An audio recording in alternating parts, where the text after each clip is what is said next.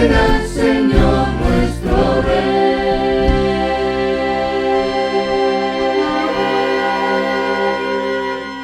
Es maravilloso, es impresionante, o no sé cómo quieras llamarle tú, lo que aprende uno durante las fiestas bíblicas, ¿no? Decimos,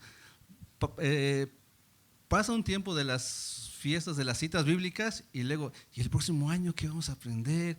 Y vamos dando todo eso, ¿no? Pero tiene algo la escritura, la palabra de Dios tiene algo que es, que no pasa de moda, es decir, que permanece para siempre y siempre es nuevo. Por eso dice la escritura que nada nuevo hay bajo el sol, solamente es lo de arriba, lo que permanece nuevo, ¿no? Entonces podemos aprender varias cosas. Son únicas estas fiestas porque siempre se aprende algo nuevo, ¿no? O se confirma algo aprendido, incluso sirve para eso. Se confirma algo aprendido, o se ajusta lo aprendido, o incluso se puede corregir lo aprendido también. Sí, porque puede ser que fallemos en algo, pero Dios nos va revelando su palabra, ¿no? Ya hablamos de Yom Teruah o Yom Teruah, ¿verdad? El día de las trompetas, que es conocido como el día de las trompetas o el día de los shofares, ¿verdad? El día de Teruah es ese sonido es complicado traducir. La semana pasada hablamos de Yom HaKippurim, que es el día de las expiaciones, el día de las reconciliaciones, y hoy tuvimos una clase pesada, ¿verdad? Es decir, de mucho peso, ¿no? Mucha información, muy abrumador. Y yo había comentado que hoy íbamos a tener una segunda parte del día de Yom HaKippurim, ¿verdad? Y luego estaba observando otra vez el calendario para las fiestas. El que sigue después de Yom HaKippurim es la fiesta de los tabernáculos, ¿verdad? Y que es en esta semana, el fin de semana. Y dije, no, tengo que dar de tabernáculos antes de entrar a tabernáculos. Así que esta segunda parte la veremos el próximo año. Ok, lo bueno es que ya lo tengo. Sí, entonces, para el próximo año, si Dios lo permite, si Dios sí nos da esa oportunidad, vamos a estar aprendiendo más, ¿no? Ok, así que hoy vamos a estar meditando sobre la fiesta de los tabernáculos, Sukkot, ¿verdad? O Sukkot, como conocido. Hak significa fiesta, ¿verdad? Así que permítame empezar con esta cita de Salmo 119. Y lo tengo acá también. Aquí está, ahí dice,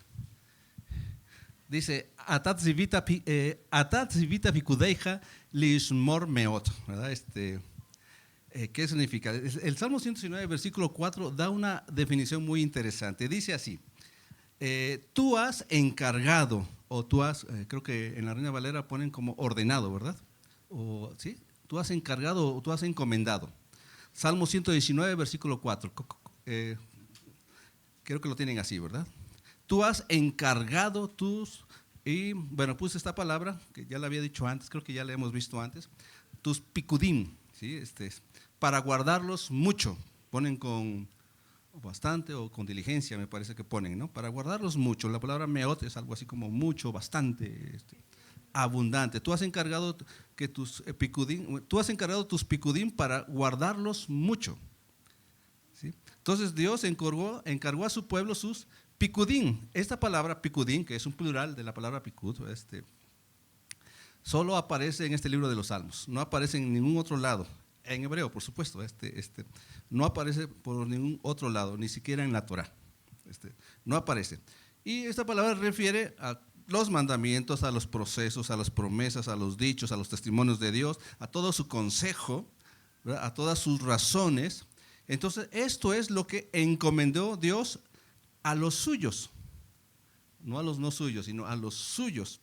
¿Para qué? Para protegerlos mucho,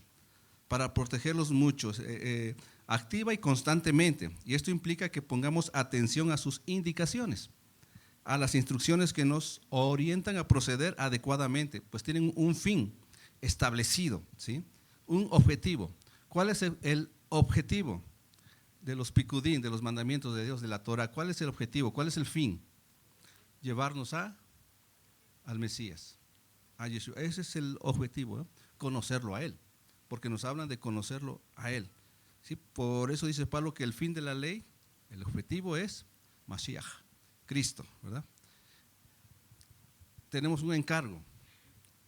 El pueblo de Dios tiene un encargo. ¿Cuál es su encargo?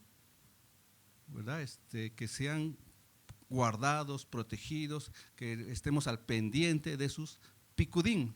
Ya al decir esta palabra creo que ya la podemos comprender, ¿cierto? Refiere a tantas cosas que Dios ha encargado, que ha confiado.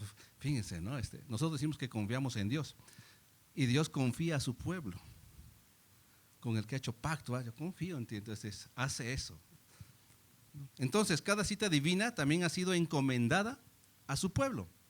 Cada cita divina ha sido encomendada a su pueblo, no al que no es su pueblo, ¿no? Con un propósito en particular, ¿verdad? Pero con un mismo objetivo. Cada cita habla de un propósito, ¿verdad? Que se cumplía en el Mesías. Y el objetivo es presentarnos al Mesías. Y cada cita divina tiene como una forma pedagógica de presentar al Mesías y de anunciar su visitación y su regreso, ¿no? Ahora, pero vamos a ir a la fuente del mandamiento sobre la fiesta de los tabernáculos, que en hebreo es Hasukot, ¿ok? Ya vamos aprendiendo, ¿ok? Bien, Levítico 23 es donde están todas las citas. Levítico 23, vamos a leer del versículo 33 al 36. Vamos a leerlo. ¿Ya lo tienen? Bueno, ahí lo tienen en pantalla, pero espero que lo tengan también en sus Biblias. Dice, y habló Adonai a Moisés diciendo, habla a los hijos de Israel y diles, siempre él habla, ¿verdad? Pon atención, porque vas a transmitir el mensaje. Dice, a los 15 días de este mes séptimo, al caer el sol de este día, ¿qué día es? El día 10 del mes séptimo, ¿verdad? Pero aquí ahora dice, a los 15 días de este mes séptimo será la fiesta solemne de los tabernáculos a Adonai por 7 días. El primer día habrá santa convocación, ningún trabajo de siervo haréis. 7 días ofreceréis ofrenda encendida a Adonai. El octavo día tendréis santa convocación y ofreceréis ofrenda encendida a Adonai. Es fiesta, ningún trabajo de siervo haréis. Bueno, ya después de unos años y como en cada cita hemos aprendido a ubicar los tiempos, ¿no? Sé que hay diferencias con otros, pero vamos aprendiendo en la escritura cómo eran esos tiempos, ¿no? Y las formas, ¿no? La fiesta de los tabernáculos es uno de los encargos, una de las encomendaciones de Dios a los hijos de Israel, es decir, a su pueblo escogido, para dedicarlo ¿a quién? A Dios. Es una fiesta dedicada en honor a Él. Por eso es fiesta solemne a Adonai, dice la escritura ahí en el versículo, pues el versículo 34, ¿no? Cuando al final dice, es fiesta solemne de los tabernáculos a Adonai. Es para Él, es hacia Él, es en honor a Él. Entonces Moisés recibe este mensaje con instrucciones detalladas, ¿no? Para que lo cumpliera el pueblo. ¿Quién es el invitado? No, el pueblo es el invitado, ¿sí? Él es el que está convocando, ¿sí? Siempre hemos escuchado, el invitado es Dios, no, es al revés. El que está convocando es Dios. Es el que llama, ¿verdad? Y esa es la instrucción. En el día 15 del séptimo mes, ¿verdad? Si al rato, al caer el sol, vamos a pensarlo así, mañana es el día 10, ¿no? Empezando hoy en la noche. ¿Cuál es el día 15? Mañana lunes es el día 10. El viernes es el día 15. El viernes, bueno, el sábado, pero el viernes al caer el sol empieza el día 15, ¿verdad? Entonces, ese es el día 15 para la fiesta de los tabernáculos, Hasukot, en honor al Señor. ¿Por cuántos días?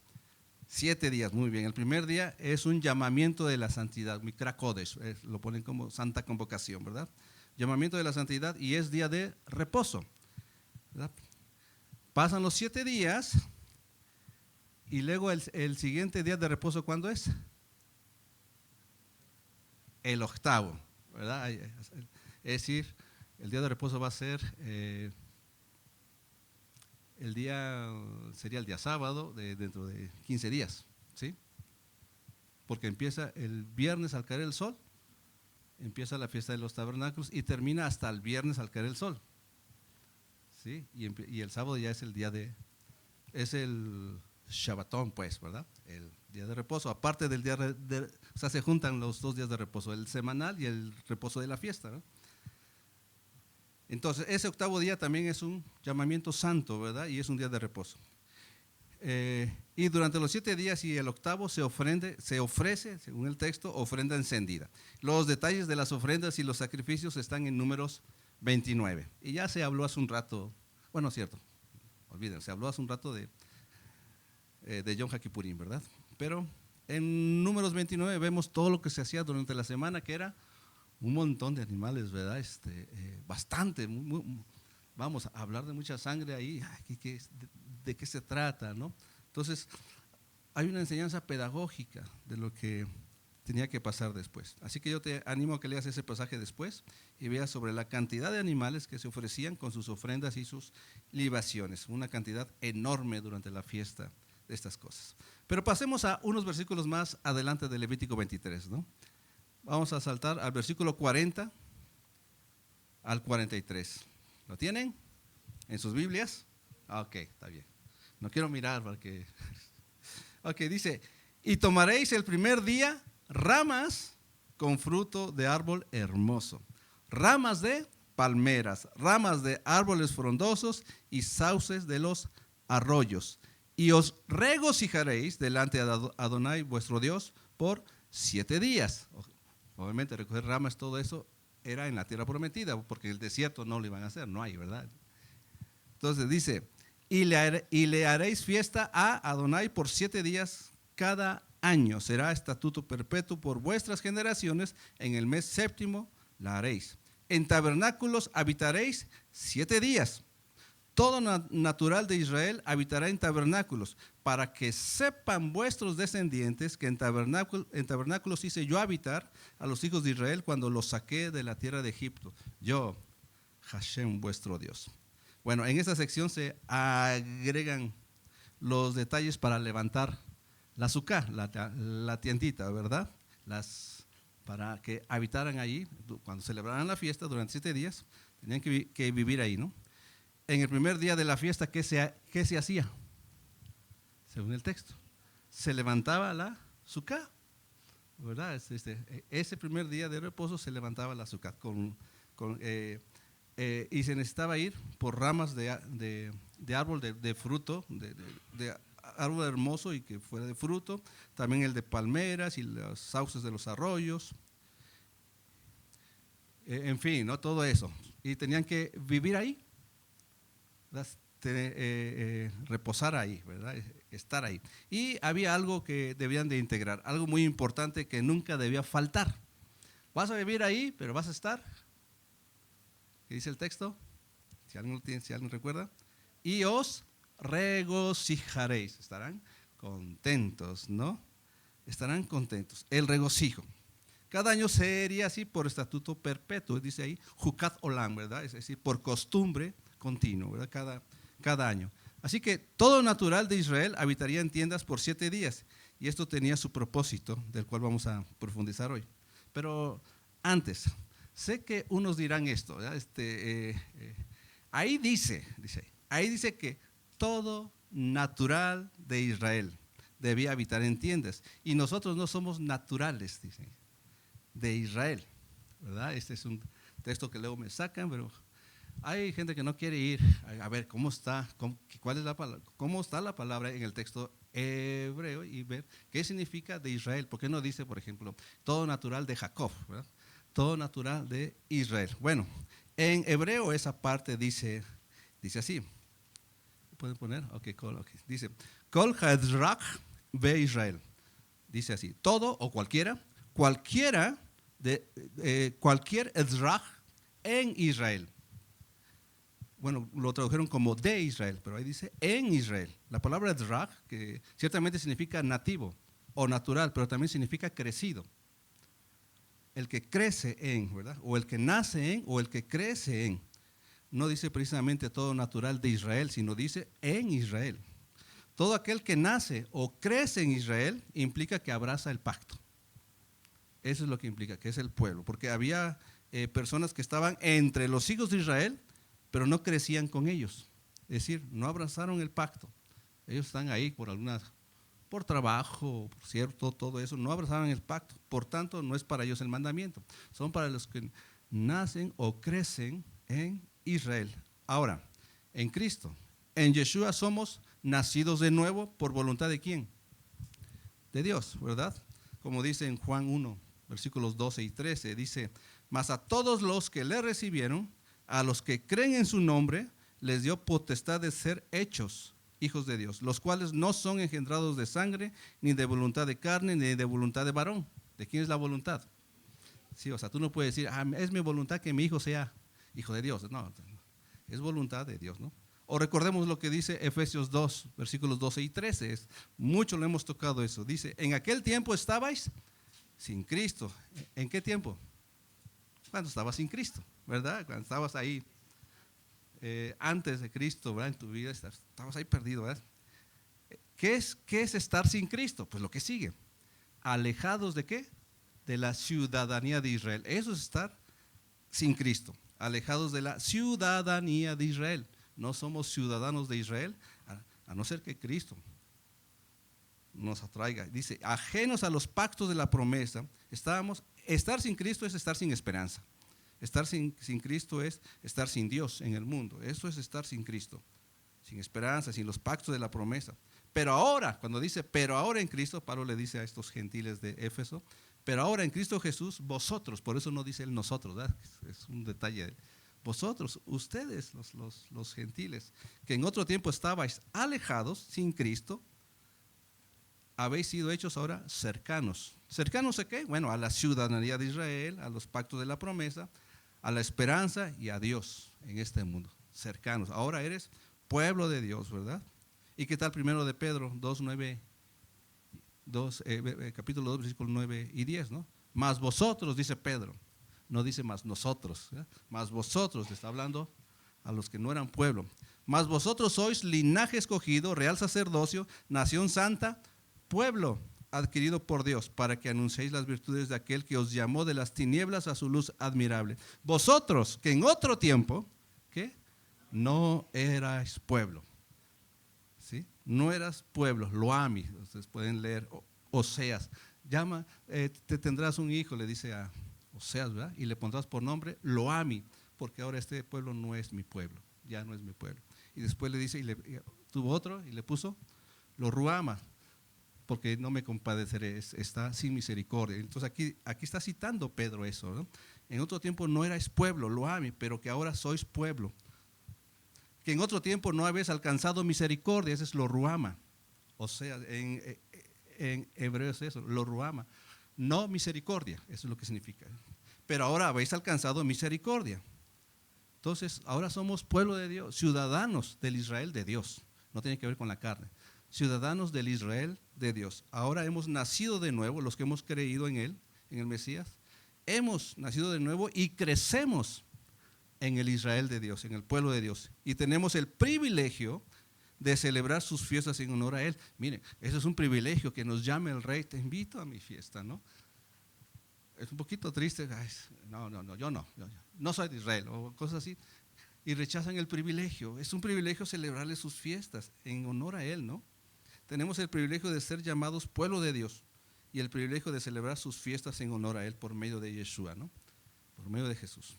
Entonces, entendiendo que somos pueblo de Dios, podemos estar seguros que este encargo, sus picudín, las fiestas son parte de sus picudín, podemos estar seguros que este encargo de celebrarle es para nosotros, ¿no? Debemos guardarlo mucho, con diligencia, como dice Salmo 119, versículo 4. Si queda claro lo que sigue ya es la responsabilidad de nosotros, de parte de Dios. Nos ha confiado esto a nosotros y somos sus invitados, para Él somos así, ¿no? Así que vamos al versículo 43 de Levítico 23, donde vamos a explicar el propósito de la fiesta y que Dios nos dé sabiduría, ¿no? Para poder cumplir con la responsabilidad como su pueblo, como sus hijos suyos, como su pueblo, ¿no? Así que estemos atentos todos, jóvenes, adultos, niños, niños están allá afuera, porque esto es una responsabilidad enorme. grandiosa, ¿verdad? Pero enorme, también pesada, es de peso. No se le confía a cualquiera. Entonces, en Levítico 23, 43, empieza diciendo así: para que sepan vuestros descendientes. Esas palabras son sencillas, ¿no? Esta primera parte, para que sepan. Tiene implicaciones importantes. El texto empieza diciendo para que sepan vuestros descendientes, para que tengan el conocimiento, para que estén seguros. ¿Para qué es el saber, no? Lucas le escribía a Teófilo, ¿verdad? Que yo empecé a ordenar también las mismas cosas para que estés seguro de las cosas que has aprendido, para que sepas, para que estés seguro en las cosas en las cuales has creído. Eso es para estar seguro, ¿verdad? Pasar el conocimiento, ¿no? Para hacer saber a otros para que estén seguros de algo que es importante y prioritario. No se cumple el mandamiento nada más por cumplirlo, hay una prioridad, hay el importante, para que sepan. ¿Quiénes? Vuestros descendientes. ¿Los descendientes de quién? De los que habían vivido en el desierto. ¿Cuántos años? 40 años. ¿En qué? En tiendas. 40 años. Van a hacer esto. Ustedes que experimentaron vivir en el desierto 40 años, vuestros descendientes celebren. Ustedes empiecen celebrando la fiesta y que vean. Van a preguntar, ¿por qué 7 días? Para que sepan, para que estén seguros de algo importante. Entonces la idea no es solo dar un informe de algo que les fue encargado, ¿no? El hecho de levantar tiendas con ramas y sauces era una manera pedagógica de explicar lo que sucedió y mantenerlo en la memoria, darle prioridad, siempre esté presente, alta prioridad en nuestros pensamientos. Es una responsabilidad fuerte, ¿no? Celebramos la fiesta, qué bonito, es eso, ¿no? Pero hay una responsabilidad. Años después, muchos años después, en el tiempo del reino dividido, Isaías menciona lo que sucede con el pueblo que no tiene conocimiento. Hemos leído mucho sobre eso, ¿verdad? Y ya sé que en su mente vienen pasajes ahí, ¿no? El más famoso, mi pueblo pereció por falta de conocimiento, ¿no? Pero les falta leer lo demás, ¿no? ¿Por qué? O sea, ¿por qué? ¿Verdad? Por ejemplo, Isaías 1, versículo 3. Isaías 1, versículo 3. El buey conoce a su dueño. Claro que sí, ¿verdad? El buey conoce a su dueño. Y el asno conoce el pesebre de su señor. Y luego se enfila a Israel, el Dios se enfila a Israel, ¿no? Israel no entiende. Mi pueblo no tiene conocimiento. ¿Entiende más un buey? Y un burro. ¿Cómo conoce a su dueño? Sabe que le da de comer, ¿verdad? Y le puede soportar. Ponme a cargar lo que tú quieras, amo, ¿verdad? Bueno, no dice eso, pero pues no se queja. Le da de comer, pero Israel no entiende, ¿verdad? Isaías 5:13. Por tanto, mi pueblo fue llevado, ¿qué? Cautivo, porque no tuvo conocimiento, y su gloria pereció de hambre y su multitud se secó de sed. Entonces, un pueblo sin el conocimiento de Dios no entiende. Si por lo menos se comportara como un buey o como un asno, va de gane, ¿verdad? Aquí son puestos como ejemplo, ¿no? Entonces entendería, pero como no tiene conocimiento de Dios, es secuestrado, es cautivado por otras corrientes, por otros pueblos. Es cautivado, ¿eh? Y está a merced de estas corrientes. Y su gloria, es decir, su esplendor, aquello que lo distingue, esa es la gloria de Israel. Lo distingue los mandamientos, el conocimiento de Dios lo distingue. Aquello que lo distingue perece de hambre. Está hambriento, ¿verdad? Y su abundancia, su riqueza, su provisión, pues, se seca de sed, dice. Es decir, por el hambre y sed del conocimiento de Dios, su pueblo se priva de lo que es conveniente y desfallece. Y se reduce, su honorabilidad se reduce. Su distinción, pues, su distinción hasta quedar nada. Se va a reducir. Aquellos que son cautivados, presos, ¿verdad? Secuestrados por otras corrientes, la honorabilidad que Dios había puesto en ellos se va a ver reducida. Unos años antes del profeta Isaías, estoy hablando de la nueva generación que se había levantado en el desierto, no la que salió en el desierto, sino la que se había levantado en el desierto e iba a entrar a la tierra prometida, ¿verdad? Esta generación se había levantado y entra a la tierra prometida con Josué, se establece, ¿verdad? Se establece ahí, pasa esa generación que se estableció, muere y se levanta otra. Y con esta generación que se levantó, después de los que habían se habían establecido en la tierra prometida, prácticamente empieza el libro de los jueces. ¿Sí? Leamos una cita de este libro. Jueces 2, versículo 10. Dice, y toda aquella generación también fue reunida a sus padres, es decir, murieron, ¿verdad? Murieron. Y se levantó después de ellos otra generación que no conocía a Adonai, ni la obra que él había hecho por Israel. ¿Por qué no supieron? Dios había ordenado, van a hacer esto para que sepan. Y hay varias cosas donde en las fiestas, por ejemplo, es para que sepan vuestros descendientes, vuestros hijos, cuando pregunten, para que sepan. No conocían a Dios, ni siquiera la obra que Dios había hecho por Israel, ¿verdad? Este versículo tiene implícito la importancia de hacer saber a las generaciones quién es Dios y lo que ha hecho. No sabemos exactamente qué pasó aquí, ¿no? Si los padres se olvidaron de entregar el conocimiento de Dios, o si los hijos, que sí escucharon sobre el conocimiento de Dios, pero no quisieron oír y lo rechazaron. Lo cierto es que esto traería graves consecuencias. No tenían conocimiento de Dios, o no hubo una seguridad, ¿verdad? No se aseguraron de pasar el conocimiento de Dios, de lo que Él hace, de lo que Él es y de lo que Él hará.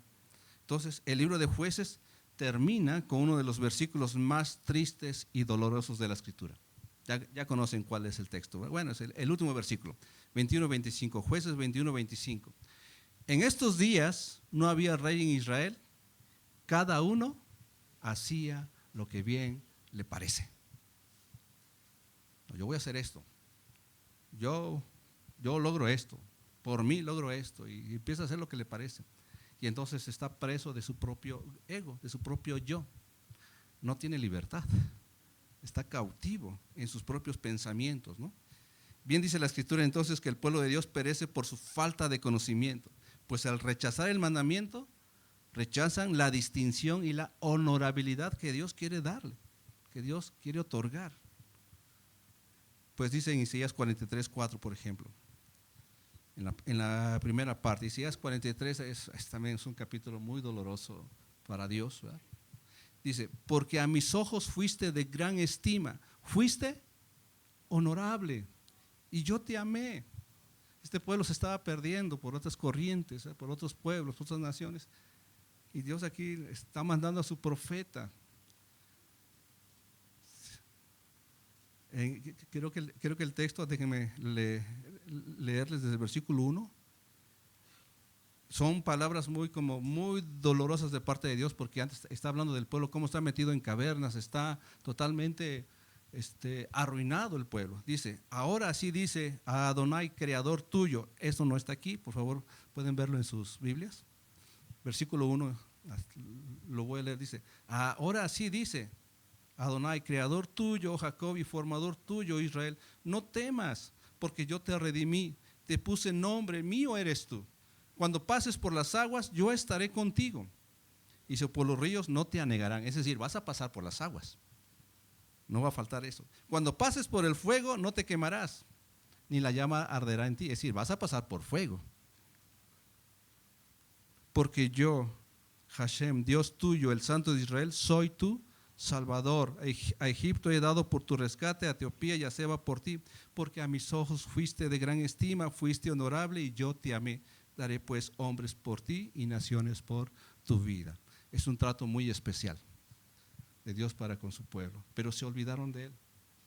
Pasaron por las aguas, se ahogaron, se pasaron por el fuego, se quemaron. Porque no quisieron escuchar su consejo, rechazaron el conocimiento de Dios. Si todos tuvieran el conocimiento de Dios acerca de quién es Él y lo que hace y lo que quiere, se asegurarían de su amor, de su gracia y de su misericordia, de su salvación, de su redención, de todo, ¿verdad? Entonces, la responsabilidad de los hijos de Israel, de aquella generación que salió de Egipto, era de asegurarse de que sus descendientes tuvieran el conocimiento de quién es Dios, lo que había hecho por ellos y lo que va a hacer. ¿Es una responsabilidad fuerte? Sí. Y nuestros hijos están aquí recibiendo conocimiento, y jóvenes, la generación de hoy, están recibiendo un encargo, un paquete pesado, que no cualquiera lleva.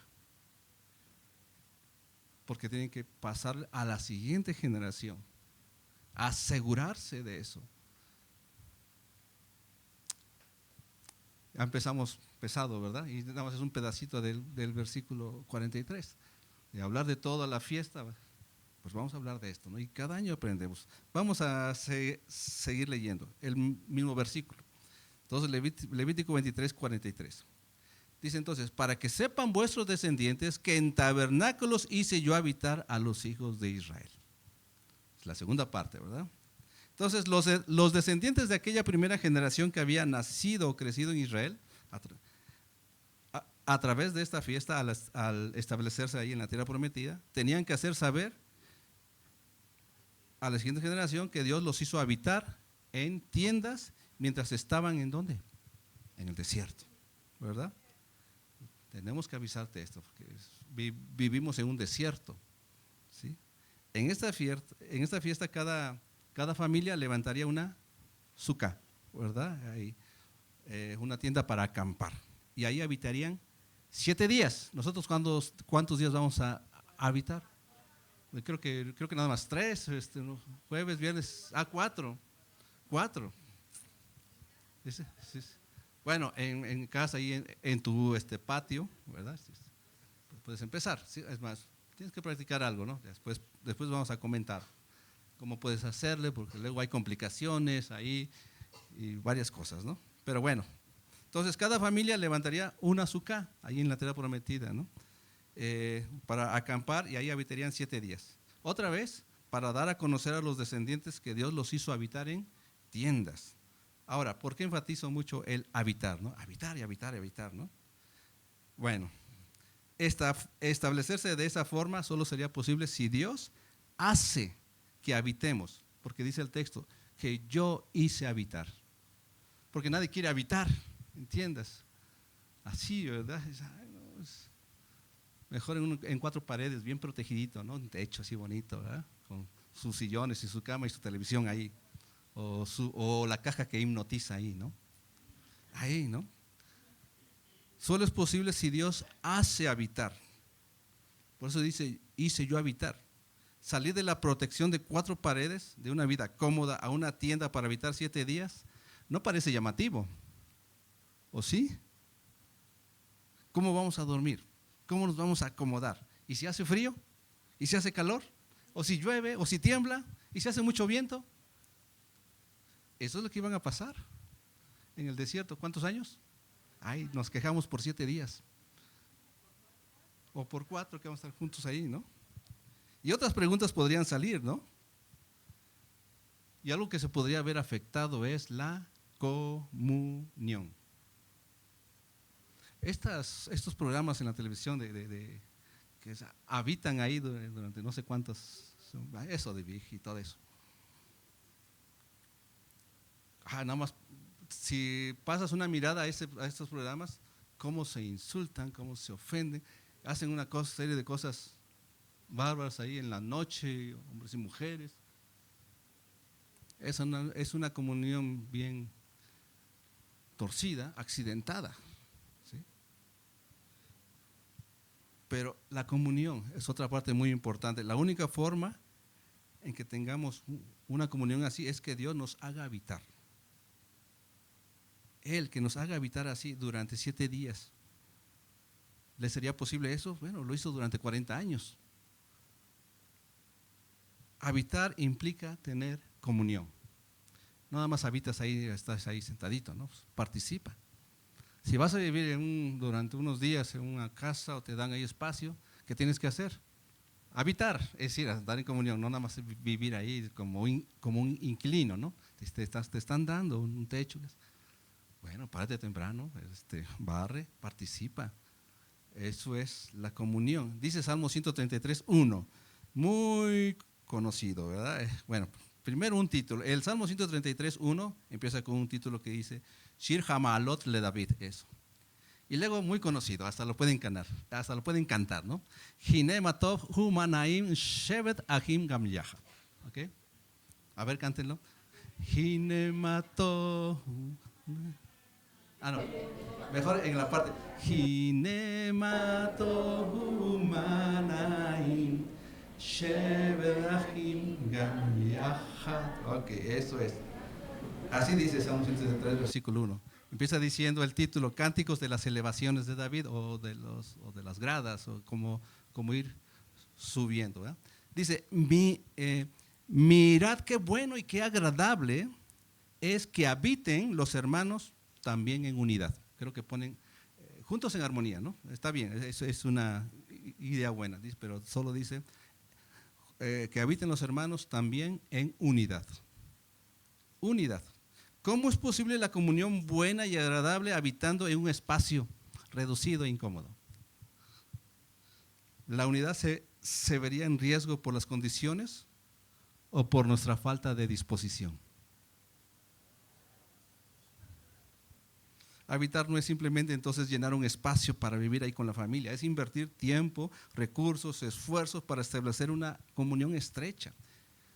¿Sí? Miren cómo nos estrechamos cuando vino la pandemia. Matrimonios se destrozaron. Es que no se ha acostumbrado a vivir contigo. ¿No? No es solo un espacio para vivir con la familia, es invertir tiempo, recursos y esfuerzo para establecer una comunión estrecha. Y en este caso, la comunión no nos pertenece. La comunión no es de nosotros, pero se nos confía.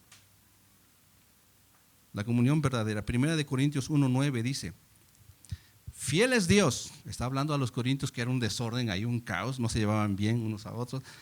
Había divisiones, contiendas en esta congregación. Y dice aquí, fiel es Dios por el cual fuisteis llamados a la comunión con su Hijo Jesucristo nuestro Señor. Fuisteis llamados a la comunión con Él. Primera de Juan 1:3 dice, lo que hemos visto y oído, eso os anunciamos, para que también vosotros tengáis comunión con nosotros. Y nuestra comunión verdadera es con el Padre y con su Hijo Jesucristo, ¿verdad?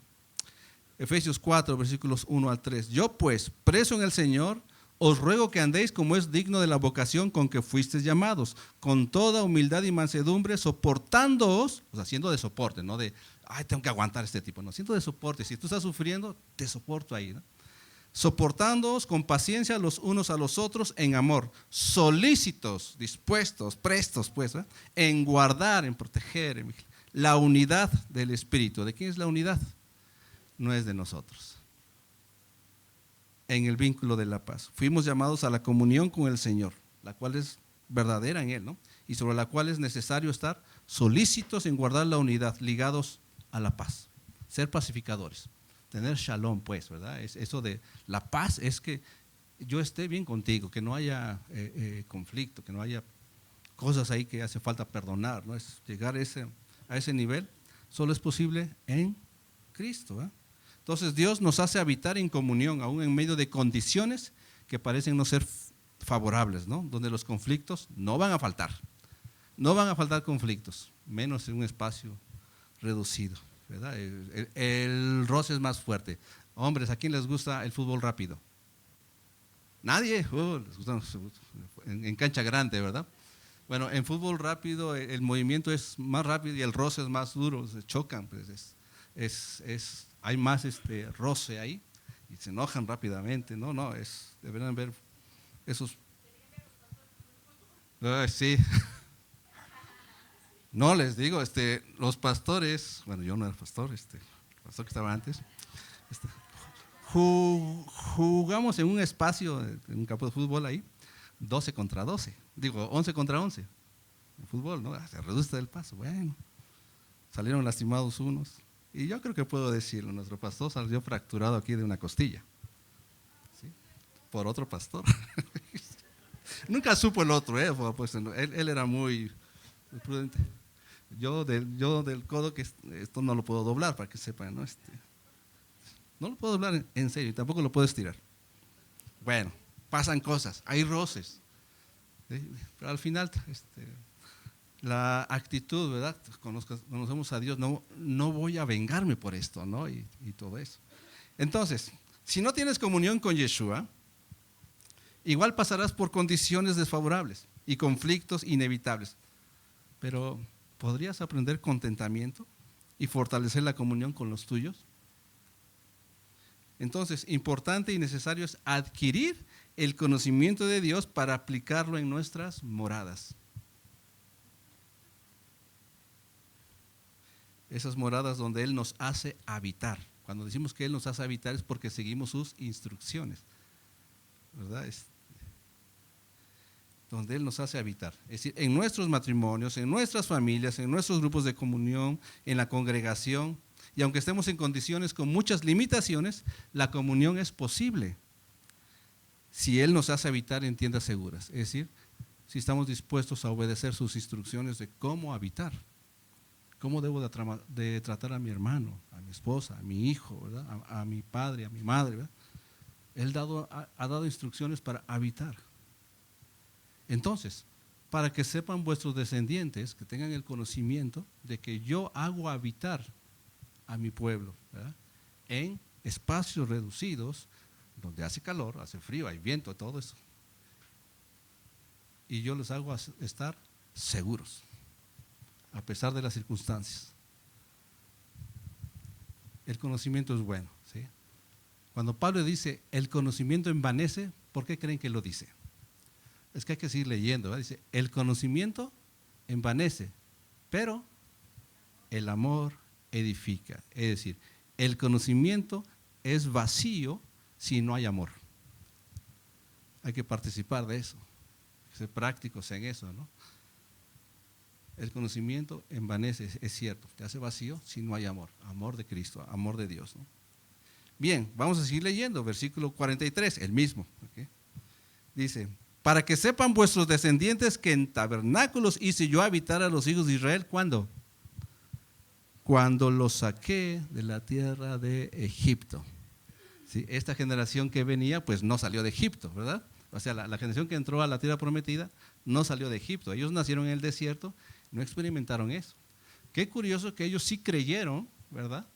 Y pasaron a la tierra prometida. Los que experimentaron el poder de Dios, las maravillas de Dios, ellos no entraron a la tierra prometida, fueron incrédulos a pesar de haber visto. Pero la nueva generación sí pasó, porque creyeron. Les contó toda la historia a Moisés ahí en Deuteronomio, pues el libro de Deuteronomio está dirigido a esta generación que entró, ¿no? Ellos sí entraron y fueron sabios, ¿no? Entonces, que yo cuando los saqué de la tierra de Egipto, yo, Adonai vuestro Dios. Entonces vemos aquí que se marca un punto de partida, ¿verdad? Antes no habitaban en tiendas. ¿Dónde habitaban? Allá en Egipto, ¿dónde habitaban? ¿En qué habitaban? En casas. Ellos habitaban en la ciudad donde habitaban, ¿cómo se llamaba? Gosén, muy bien. Ahí habitaban, tenían sus casas, cómodos. No, estamos viendo en Números, por ejemplo, allá comíamos pescado y se empezaron a quejar, vivíamos mejor que estar aquí. Ajos y cebollas, sandías. Melones, yo dije sandías, ¿verdad? Sí. Ok. Entonces, ellos habitaban ahí en casas cuando eran esclavos.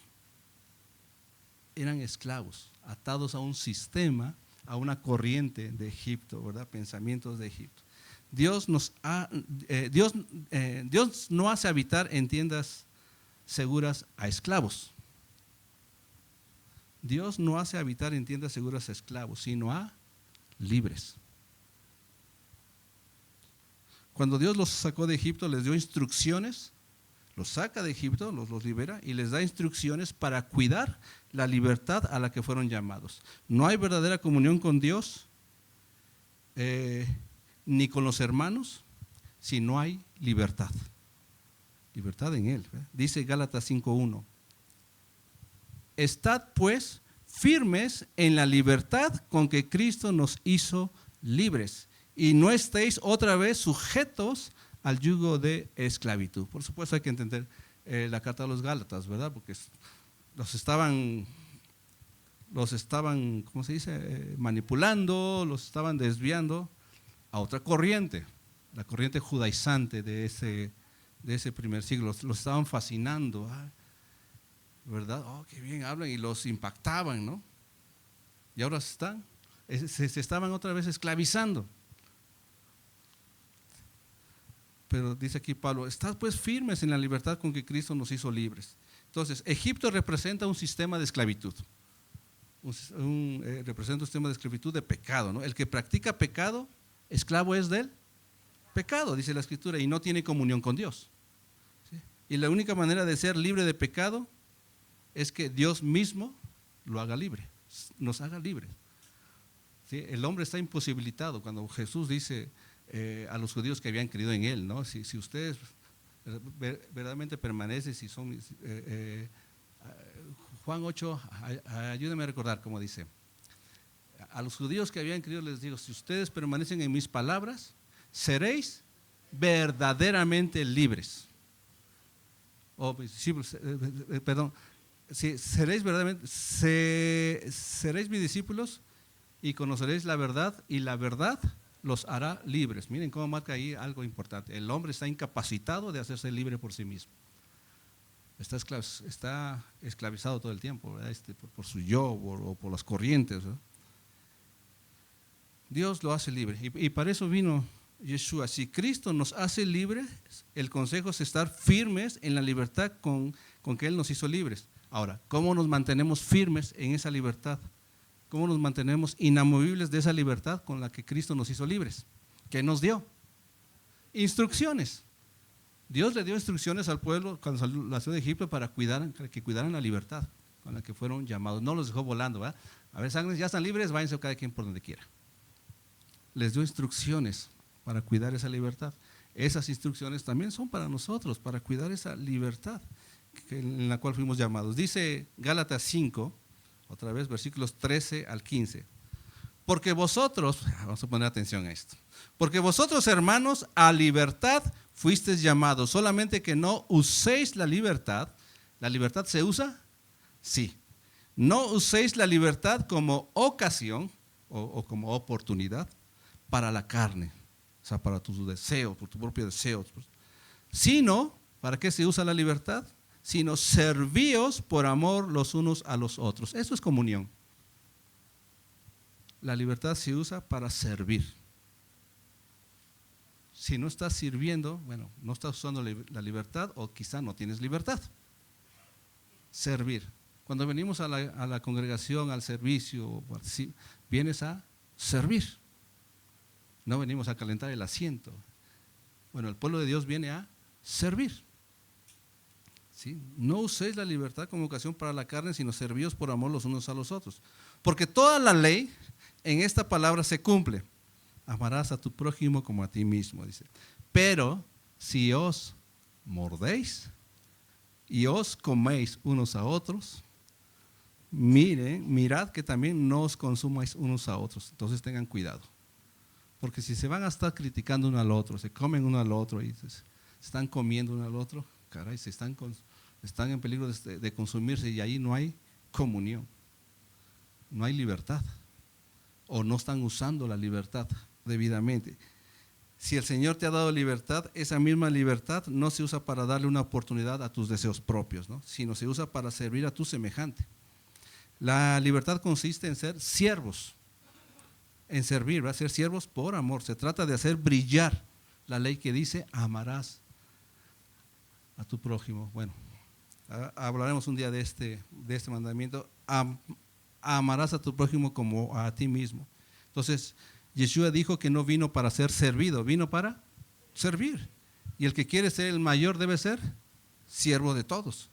Servir es una manifestación del amor y evidencia de que fuiste llamado a la libertad en Cristo, en Yeshua.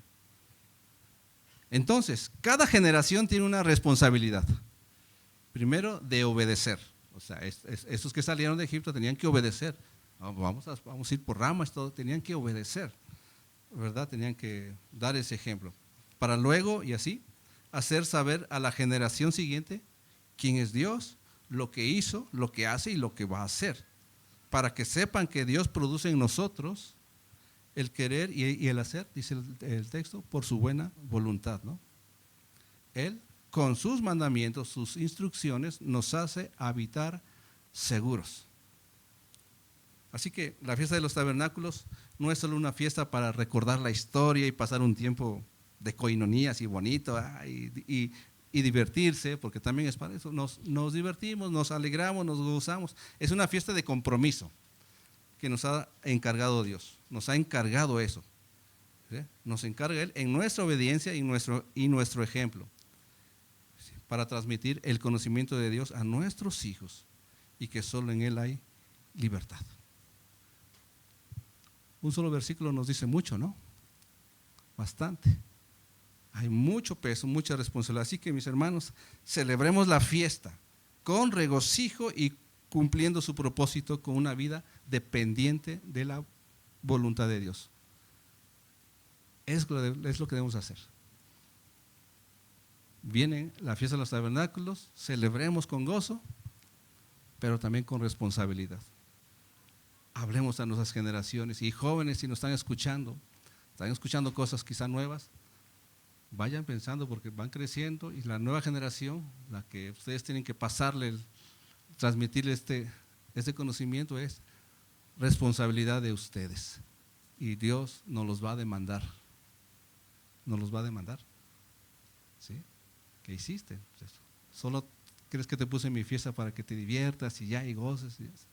No, hay una responsabilidad para que sepan vuestros descendientes que yo hice habitar a los hijos de Israel en tabernáculos cuando los saqué de la tierra de Egipto, cuando los hice libres. ¿Eres libre? Si eres libre, gózate en eso, ¿sí? Y toma la responsabilidad con fuerza. Amén. Así que estamos en días de fiesta, de regocijo y vamos a orar, ¿sí?